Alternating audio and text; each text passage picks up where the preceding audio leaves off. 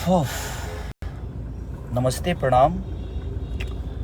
और बस एक बात कहने आया हूँ। बहुत दिन बाद लाइव आया हूँ। कलकत्ता में आया था मैं फेसबुक पे लाइव। और ये मैं किसी गाने के लिए नहीं आया हूँ और ना ही किसी सिनेमा के लिए आया हूँ।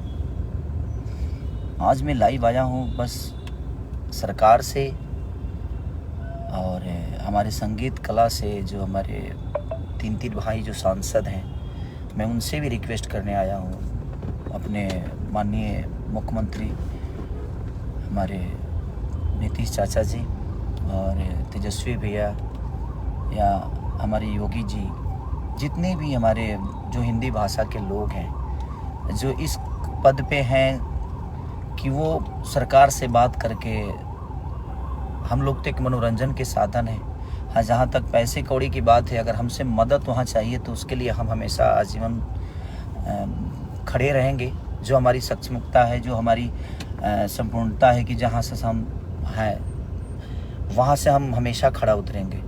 लेकिन जो तमिलनाडु में हमारे भाषा, हिंदी भाषा के लिए, लोगों के लिए हो रहा है, तो जो हिंदुस्तान का भाषा है, आज उसी हिंदुस्तान में हिंदी बोलने वालों पे इतनी बड़ी प्रतिबंध लग रही है, उनको मारा जा रहा है, काटा जा रहा है, जिसमें सबसे ज़्यादा संख्या हमारे यूपी बिहार के लोगों की है। तो मैं बस अपने जितने भी मेरे मनोज भैया, रवि भैया, दिनेश भैया, मैं सबसे प्रार्थना करता हूँ कि आप लोग प्लीज़, क्योंकि आप लोग सरकार में हैं, तो इस चीज़ को आप लोग जितना चाहेंगे तो इस सरकार से वो सरकार बात करके और हमारे हिंदी भाषा के लोगों के लिए और अपने यूपी बिहार करके खास करके लोगों की मदद हो सकती है।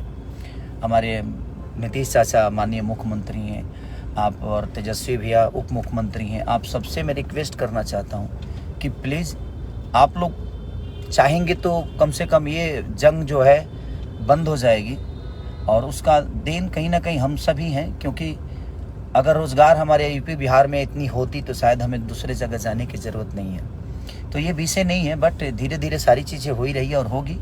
लेकिन अभी जो सिचुएशन है वो बहुत दयनीय है, बहुत निंदनीय है कि वो आज अपने ही देश में, अपने ही लोगों के द्वारा हिंदी बोलने पे इतनी प्रतिबंध है कि आप हिंदी बोलेंगे तो शायद उसके लिए आपको मारा जाएगा, काटा जाएगा। तो मैं सबसे, जो भी सरकार में है, उनसे रिक्वेस्ट कर रहा हूँ कि प्लीज़ आप लोग थोड़ा सा अगर ध्यान देंगे, क्योंकि आज आप लोगों को भी इस जनता ने ही बनाया है और यही जनता आज पीटी जा रही है। तो वो थोड़ा सा तकलीफ दे रहा है कि जिसको हमने चुना आज हमारे लिए कुछ नहीं कर पा रहे हैं। तो मैं तो सरकार में हुई नहीं, लेकिन मेरे तरफ से जो भी मदद होगी, आप लोग बोलिए, मैं करने के लिए तैयार हूँ। लेकिन मैं कैसे करूँ, कहाँ करूँ, मुझे पता ही नहीं है कि हाँ कैसे क्या होगा वहाँ, क्योंकि वहाँ विषय क्या है, वहाँ प्रॉब्लम क्या है।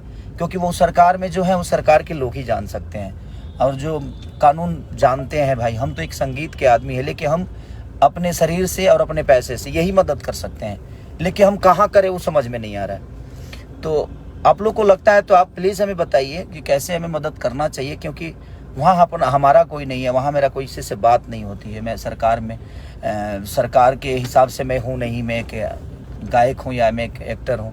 तो एक एक्टर के तौर पे मेरी पहुँच जो है वो संगीत तक ही है। और हाँ, बिहार में चीज़ें होती, यूपी में होती तो मैं समझ सकता था कि वहाँ पे मेरे अपने लोग हैं और वहाँ मैं अपनी चीज़ों को पहुँचा सकता था, लोगों का हेल्प कर सकता था। इनकेस की दिल्ली तक, दिल्ली, कलकत्ता, यहाँ भी लोग हमारे अपने हैं, मुंबई हैं। तो जहाँ पे हैं वहाँ पे हम सक्षम हैं, जो वहाँ पे किसी की मदद मुझे नहीं लेनी पड़ेगी। लेकिन जहाँ पे मेरे लोग नहीं हैं, जहाँ पे हम कभी गए नहीं, तो तमिलनाडु में जो भी चीज़ें हो रही है, मैं सरकार से रिक्वेस्ट कर रहा हूँ, अपने बिहार सरकार से, यूपी के सरकार से, कि प्लीज़ आप लोग थोड़ा सा आगे आकर अब उन भाइयों का रक्षा प्लीज़ आप सब करिए। और हमसे भी जो हो सकता है आप हमें गाइड करिए, हम करने के लिए तैयार हैं। क्योंकि जिन्होंने हमें भी बनाया और आप सबको भी बनाया, ये सरकार अगर बनी है, चाहे यूपी की सरकार हो या बिहार की हो, ये कहीं ना कहीं हमारी जनता के बदौलत बनी है। उन्होंने आप सबको चुना और आज वही पीटे जा रहे हैं और अपने ही देश में पीटे जा रहे हैं। तो इस पे मुझे लगता है कि ये संगीत से और एक इंसानियत से बढ़ की चीज़ें हैं कि हमें लगता है कि एक इंसान होने के नाते हम सबको आगे आकर और इस मुद्दे पे बात करनी चाहिए, और जो भी प्रॉब्लम में है उनका हेल्प करना चाहिए। तो प्लीज़ मैं आप सबसे रिक्वेस्ट कर रहा हूँ, मेरे बड़े भाई तेजस्वी जी, चाचा नीतीश जी, माननीय हमारे आदित्यनाथ योगी जी बाबा, और अपने बड़े भाई मनोज भैया, दिनेश भैया, रवि भैया, क्योंकि आप लोग सरकार में हैं तो थोड़ा सा प्लीज़ आप लोग मदद करिए अपनी इस भाषा के लोगों के लिए, अपने लोगों के लिए, जिन्होंने आप सबको बनाया, हम सबको बनाया है। इन्होंने हमें एक दायित्व दिया है, उस जगह पे पहुंचाया है, तो इनका बहुत बड़ा योगदान और इनका बहुत बड़ा आशीर्वाद है, जिससे हम आज जो भी हैं इनके बदौलत हैं। और हमारा कर्तव्य बनता है कि अगर हम किसी एक घर का गार्जियन की तरह, अपने बेटे की तरह, जिन्होंने हमें बनाया है, हमें अपना इतना बड़ा साम्राज्य दिया है अपने भाषा के लिए, तो हमें प्लीज़ हमें करना चाहिए। और उन सबको आगे आकर इस विषय पे अगर हम छोटी छोटी प्रयास करेंगे तो शायद ये चीज़ें बच जाएगी और हमारे भाई सुरक्षित हो जाएंगे। तो ये आवाज़ उठाना बहुत ज़रूरी है कि हम सबको आवाज़ उठाना चाहिए और जितना मदद हो सके हम सब एक दूसरे से मिल के करना चाहिए। हाँ, जहाँ संपर्क आपका है वहाँ आप हमें बोलिए, हम आते हैं। जहाँ संपर्क मेरा होगा वहाँ पे मैं खड़ा हूँगा और आपको बुलाऊँगा कि भैया हाँ, यहाँ मदद हो सकती है, यहाँ पे हमारे से अपने लोग हैं। तो मेरा ऐसा कुछ है ही नहीं वहाँ पे। तो मैं प्लीज़ जिसका भी संबंध है प्लीज़ आप लोग बताइए ताकि हम मदद कर सकें। हमसे जितना हो सकता है मैं कोशिश करूँगा।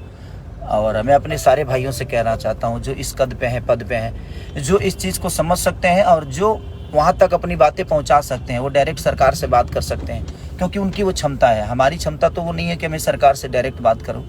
और हाँ, जहाँ मेरी है क्षमता, मैं अभी अपने बड़े भाई मंत्री माननीय जितेंद्र भैया को भी मैंने कॉल किया था कि भैया आप लोग प्लीज़ इस पे, और वो बहुत सक्रिय है, बोल रहे हैं कि हाँ भाई हम लोग आगे कर रहे हैं, चल रहे हैं। तो मेरा संबंध जिससे है मैं कोशिश कर रहा हूँ कि उनसे अपनी बातें कर रहा हूँ। तो प्लीज़ आप लोग भी जहाँ भी हैं, जैसे भी हैं, जितना भी हैं, तो ये जो हो रहा है वो ठीक नहीं हो रहा है। तो प्लीज़ आप लोग थोड़ा सा कोशिश करिए कि ये चीज़ें दोबारा ना हो।